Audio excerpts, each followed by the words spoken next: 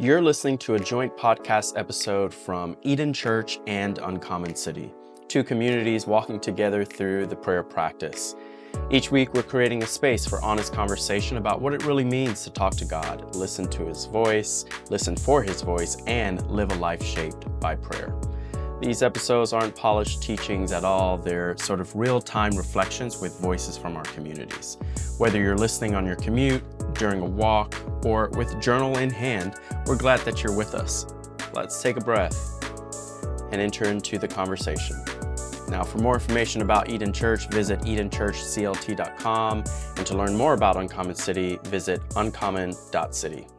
Let's get into it. I'm here with Caleb, who's at Eden Church. I'm Miko at Uncommon City, and we're here with... My name is Alyssa. I'm in the St. Petersburg area, and I am so excited to be here with both of you. I'm excited to share and deepen and also receive. Thanks for having me. Yeah, absolutely. Last time on the show, we basically had the teachers of the prayer practice come in and sort of do a little bit of a deep dive on all the things that sort of got down to or got cut out of their sermons. So we really talked about sort of our heart around why we want to do the prayer practice. We're going to hear how the prayer practice has been impacting folks in both communities. So we're excited to be talking about the series so far. So Alyssa, why don't, like, in a 30-second sort of snapshot, just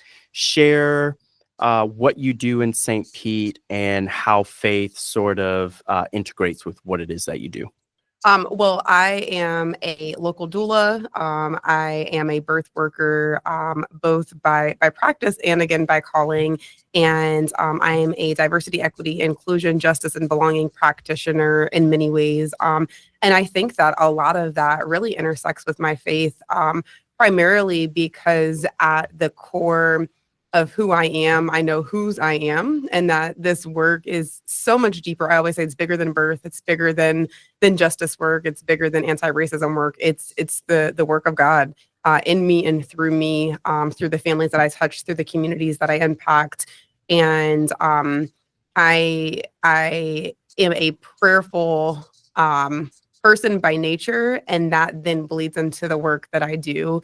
And so before I walk into any space, I just pray for God to go before me and use me in a way that only He can, right? Because sometimes I'm in situations where I'm like, "Oh yeah, Lord, you got to be here before me, because if not, I'm not equipped. I'm not the one. Yeah. Choose somebody else." Right. I'm curious, what has sort of stirred up in you now that we've been in the prayer practice? Yeah, so I feel like on my drive over here, I was intentional about being quiet and still and just like seeking words before I'm here, right? And the Lord works in these ways. Like, you set an intention to be more mindful, be more prayerful, set aside time, write down your prayers, really talk to God like, "Lord, where are you? Come here, meet me in the middle." And then there's actually situations that unfold in those same time periods, right? So that we can test what we're practicing. And that's really come up the last couple of weeks. I've had a very kind of heavy last 2 weeks. I have a lot of moving pieces in my life, a lot of transitions that are happening all at the same time.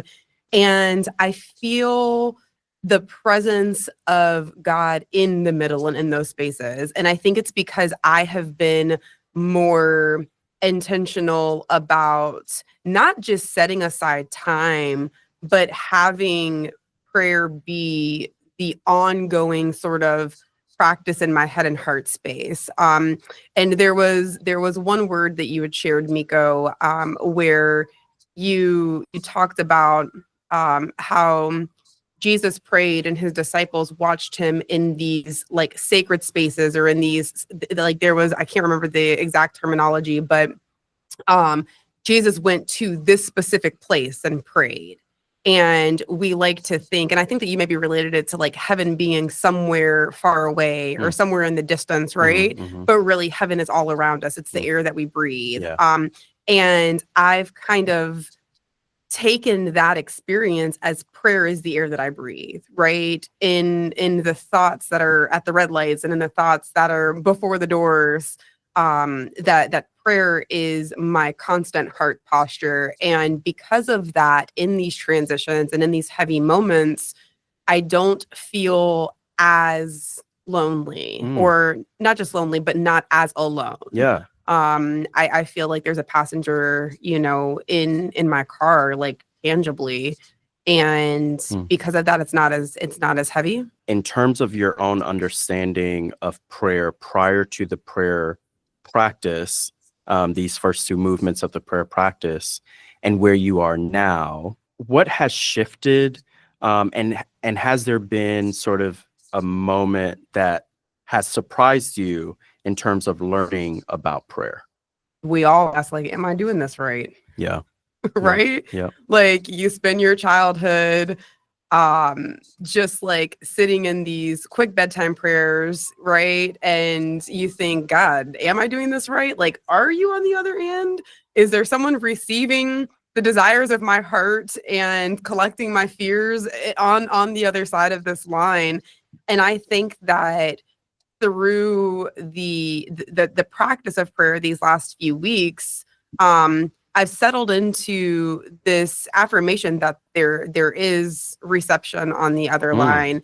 And I think, excuse me, I think that it's evident in the happenings, like it's evident in what is unfolding and how it's unfolding.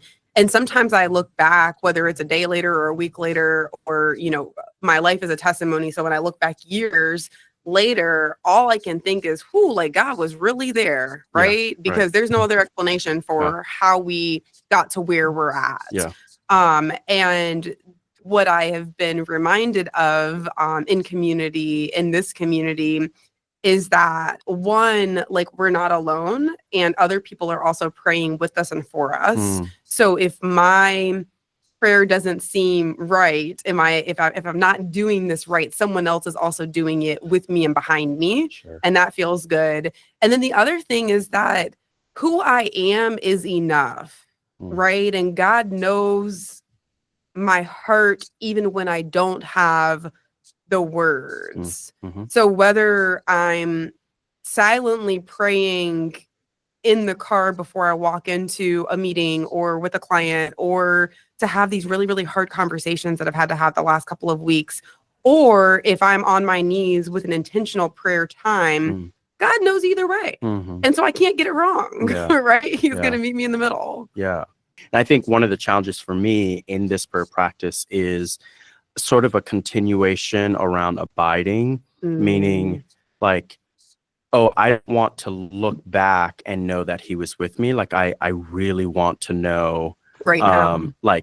I want to feel him and sort of have that communion with him now.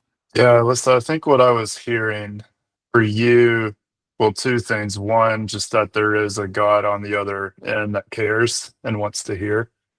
That's really profound. I think a lot of people wrestle with the fact that, do their prayers even matter? Yeah. So that was one thing. I think the other thing too is you're maybe becoming more aware of just like presence, that he is like there. Even you were saying, like, now I'm like thinking, like, even if it's something simple I say in the car, or not saying nothing, like both of those are prayer, One of the things that comes to mind after hearing your reflection there, prayer is what I do with who I am. Does that make sense? Like, especially in the work that I do as a doula, I'm very close to the families that I serve. It's a very intimate, very vulnerable space that I share.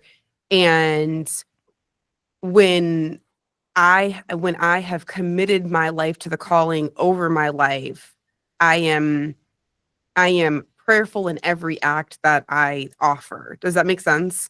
It is like an offering. And I think that, like you said, like just being aware of presence. And it's just timely. Like, I am in such a transitional season that I've never been in ever before. I don't know what the other side of the season of life is going to look like for me. There's a lot of unanswered questions. and a lot of praying, like, God, just connect the pieces before I go, please. Right. Yep. And I'm believing that those pieces are going to be connected. Whereas before in life, I think that I would have still tried to hold on and have some control, and like I would have tried to connect pieces. Yeah. And now I don't have the capacity to do that. Like, I'm surrendering this. Please take this, carry this for me, and I'll meet you on the other side. Yeah. It almost feels like she's beginning to, or has been sort of embodying prayer. Like it's not an action that she's tapping into, but something that she's sort of always doing. And it looks very different in every single moment that she's in, whether that's in silence or that might be in sort of humming, or, like singing a song, or like walking through something that's really tough and just asking, like, I need the words, right? Yeah, I mean, just even thinking on the 4 movements of prayer in this practice, there's when we're learning to pray, or something we come back to a lot, are the pre-made kind of prayers, the more liturgical, the words that we just don't have. We want to tap into something. And then even going to the very end, like jumping ahead, just the being with God, that I think, I mean, in my tradition, that was not so much talked about, because it's more of a contemplative, more of a slowed down, more of a just a general awareness, like pray, like not praying up in a way, but like you said, he's like in the passenger seat with me, So I think there is kind of a progression there that, I mean, even just in hearing you, like, yes, I would say you're almost like, in a way, like tapping into multiple practices either at once, or like what makes the most sense in that context or situation, which is kind of, I think, the point to know that there's a lot of ways to pray. So I'm encouraged to hear that you're very much kind of tracking with that. We moved into the second movement, which is talking with God, in week 3. There was a moment where we began to talk about lament. And we had this huge practice around lament for that week, actually for 2 weeks, which was to write out your lament. I remember I was sharing with the team last week after we recorded. I remember doing that talk and looking over at you. You were like to my left. And I remember moving through the different movements of that message and just like sort of checking in with you, right? Because you had a really tough Sunday, and then you came in, you sort of teased, a little bit through conversation prior to the talk, like, hey, this just happened, etc. And I remember saying, oh, I think this message might be for you. Oh man, we're really gonna have you in your feels tonight. Yeah. But we had that section on lament. What did that mean to you that night? What did that mean to you? What does it mean to you now to lament? How have you sort of moved through that practice of lamenting? Yeah. When in context from that night, 1, our God is always on time. Let's start there. Thank you, Lord. 2, there is a structuring in life that unfolds in such a way to hold you when you don't realize you're not being held, right? And I feel like that night was that. And when I think of the word lament and in the content of what was shared that night, I interpreted it as almost like a plea, like a begging, like a why, where, how, come, do, save, serve, pick up, drop off, like where are you, and how can I reach you in such a time as this? Right? In such a time and space as transition, as heartbreak, as death, as birth, as celebration, like all of these. And I guess for context with, with the viewers of today's episode, I am just I'm in a season of transition. My one and only child, my daughter, is graduating from high school and the first 2 years of college tomorrow. And I have been a single mother my whole life. And well, since I've had her, she's 18. So for the last 18 years, I've been a single mama.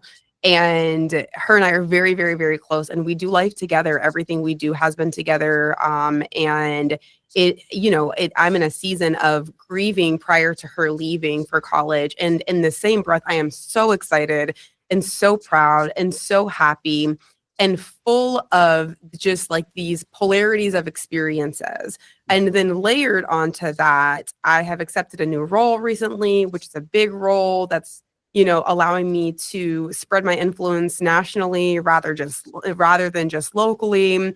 And on top of that, my best friend lost her father, and had to hold space for her. And I have ongoing sort of like inter-family, nuclear family, really hard strongholds over my family, where I am having issues setting boundaries and like walking through all of the things that we walk through as humans in this experience, right?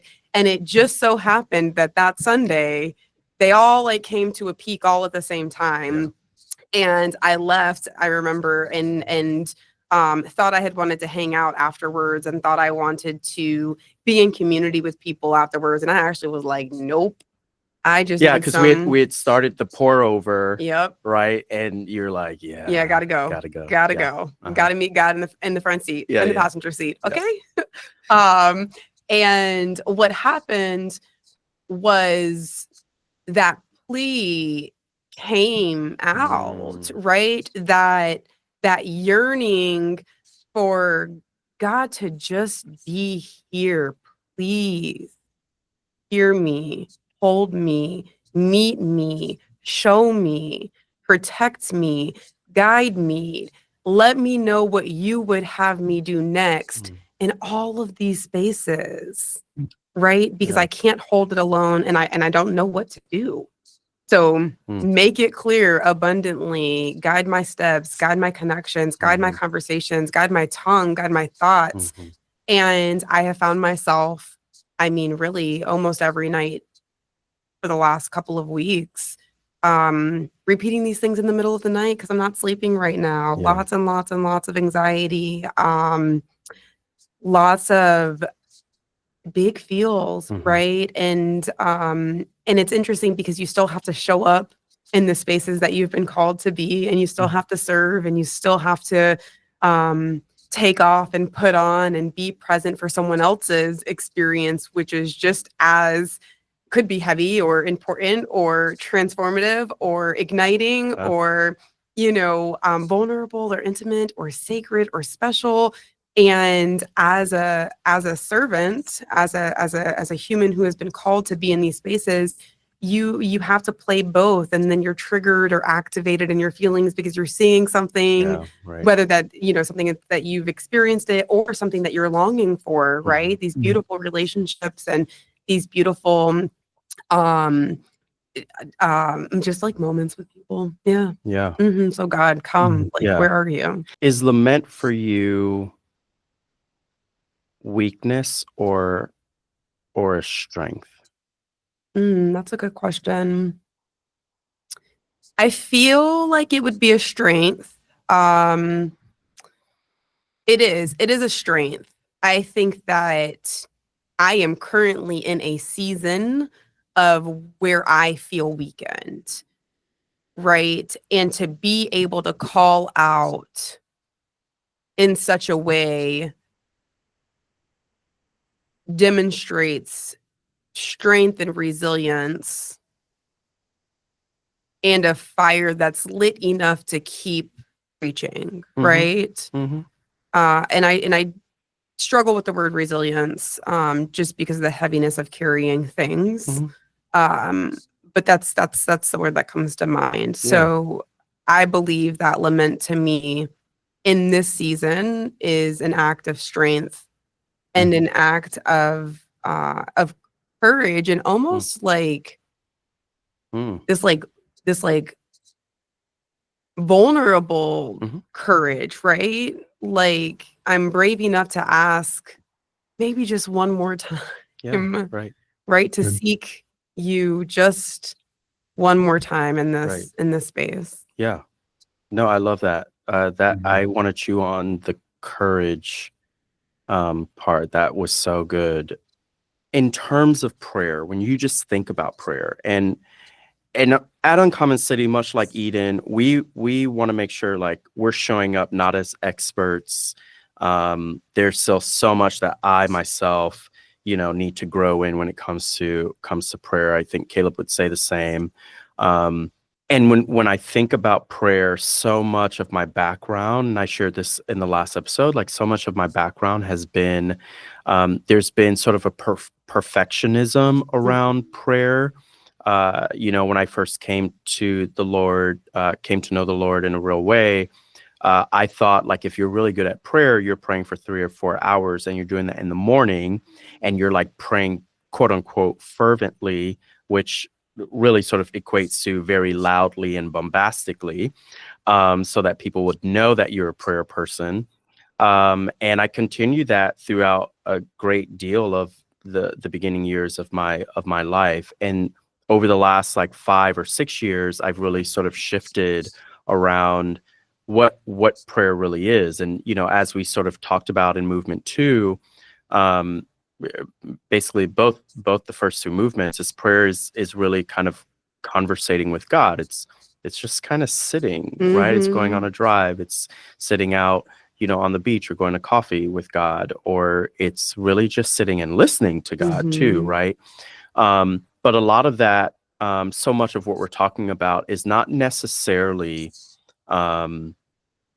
natural for us. Like some of that stuff we don't even do with each other. Yeah. Like we don't even make space for one another in community to like just sit and listen to somebody say something, or sit and listen to somebody say, hey, I see this in your life, or sit with somebody in a trusted relationship and say, hey, I really need this. Like this isn't work. Like we don't even really know how to do that.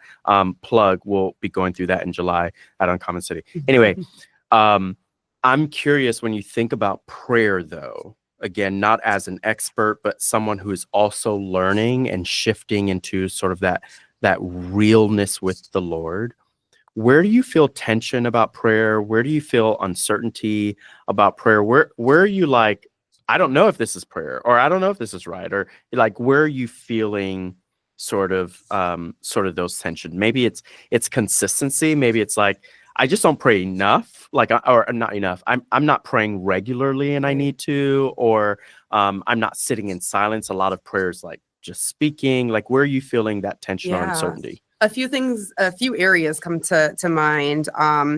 I strive to be one of those people that wakes up at 5 o'clock in the morning and goes into my closet and shuts the door and prays with my eyes open and my pen's out, right? Like perfect day. And then I would go to the gym after that. And that's just, listen, I wake up to 500 text messages, to a million emails, to having to hold space immediately for people. And I feel like some of the tension that I feel within myself and within my prayer life is that I don't always put my time with God first, right? First, it's let me make sure that one, no one is in labor. And then let me make sure that all of my people are good. And then let me make sure that the dog gets out to go to the bathroom. And then we make a cup of coffee and then we sit with the Lord, right? And I do have a good habit of doing that. I get back into my bed in an upright seated position. I have my daily devotional, I have my journal, and I have my prayer time with my phone on Do Not Disturb. But my nervous system has already been activated for at least 45 minutes before that, right? And I feel the desire to protect those first 45. And I also experience a little bit of self-judgment or shame around not doing that yet. And this has been a desire of mine for a very long time. And the busyness of life and the busyness of seasons will always be there. And we still have to prioritize and protect that sacred space and that intentionality. And so I'm feeling some like resistance there. That's one thing that came to mind. Another thing that is quite present is this constant chatter internally, right? Where if I could just slow it down and really give space to listen, would I be able to recognize the voice of God more than the voice of my self-critique, more than the voice of my self-judgment, more than the voice of my self-regret, more than all of the things that I have to be for people? Can I find a way to quiet the chatter and just be without anxiety, without what's next? Did someone do this? Do I need to respond here? Without having to be turned on. Mm-hmm. And I think that that overlaps with my desire to protect the first 45, right? Like if I can get to a consecutive, consistent, habitual, intentional space to protect the first few minutes of my day, to be the first few minutes with God and God alone, what would that look like? And would my headspace be a little bit more quiet? And would my heart space be a little bit more open? And I know the answer is yes, right? I just haven't been able to practically, like in my practice daily, get there. And I haven't been able to quiet my head and heart space. And I'm telling you, like, the further we get into adulthood and the more responsibilities you have and the higher you get into spaces that you serve and that you work, the more responsibility you carry and the more the residue lingers in the in between time. Yeah. And I'm really feeling all of that, and then not to mention all of the things that I mentioned earlier, right? All at the same time. And so those two areas, I would say, are a point of resistance or struggle for me right now. Mm-hmm. Alyssa, I think what I was hearing, the way I'm piecing that together is external resistance and internal resistance and the Yeah. constant war between the two. And I don't think, I think it's easier to spot external, right? You just turn on your phone and see all the things. But the internal, you can't go there until you slow down. Yeah. And then when you get there, I'm wondering if we know what to do once we're there. Yeah. And I just, I'm encouraged to hear you're not afraid to go to those spaces. My just like exhortation is continue to press in to the internal chatter. I'm on that journey too. I literally was processing this yesterday with my therapist Yeah. of like learning to notice that voice because our brains are so mean. They are so mean. Yeah. Learning to notice its function. It's probably wounding. There's something there. Like what is this trying to tell me? And yeah, I don't know. I'm so encouraged, like continue to press in because there's so much fruit there Yeah. as you learn to quiet, I guess, the internal noise and come to peace. Absolutely. So I'm curious for you, if someone listening feels stuck in prayer, Mm-hmm. maybe or especially with the practice of lament, how would you pastor them? What would you say to that listener? What encouragement would you provide or honesty would you give? Yeah, this is good. I would encourage them to talk to their pastor. I would let them know that there is no right and wrong way to do this. For me, writing down prayers has been really helpful. One, because I like to journal and I like to track what I'm doing because I want to be able to go back and be like, look, I asked the Lord to do this, and the Lord did abundantly more. And here's the proof. And that wasn't even that long ago. That was 5 months ago. That was 2 years ago, you know? And I think that when we are able to write things down, we can see them and then read them back because then it allows us to interpret what we're reading. So when we're praying, and this is just what works for me, right? Like everyone has their own way of praying and their own way of doing things. When we're praying, you might get lost in thought, and the next thing you know, you're in chatter space. When you're writing, you got to keep writing. You're not going to write all these random mean things or whatever comes up about your to-do list in the middle of your prayer. It's just not, you're intentional about what you're writing. What are we doing? We're praying. How are we doing it? We're writing it down. And so there's a sense of accountability that's there. And maybe you're not like super honest right away, or maybe you are a little too honest, and then you need some support and some reflection. So that would be my first note of recommendation, and also encouragement to get into community and allow yourself the gift of community and support and deepening conversations. We need the courageous conversations. We need the healing conversations, right? I'm someone who comes from a deep background of just trauma and chaos, and all the things that could have been the things were the things, right? And because of that, the chatter, the noise, is this good enough? Is this right? Am I doing whatever God has asked me to do or called me to be? And if I am, like, is it good enough? And I think that is always going to be a question in my head and heart because of my background and my roots. But I am in a season of unrooting, right? And replanting and resoiling and rewatering, and we've gone to a different garden to grow the things. And my encouragement would be to tell someone, like, do what feels good and right to you, and lean into your people to get help if you don't think that you're doing it the right way, right? And anyone who loves you and knows you and has any sort of desire to watch you progress and grow and prosper is going to wrap around you, maybe give you some practical tools, but also tell you that you're doing it the right way. Speak it, write it, believe it, become it. Like, these are real things that can change, like, the trajectory of your life. I'll leave with this one line. It goes a little like this. Sometimes the most faithful prayer isn't polished. It's just honest.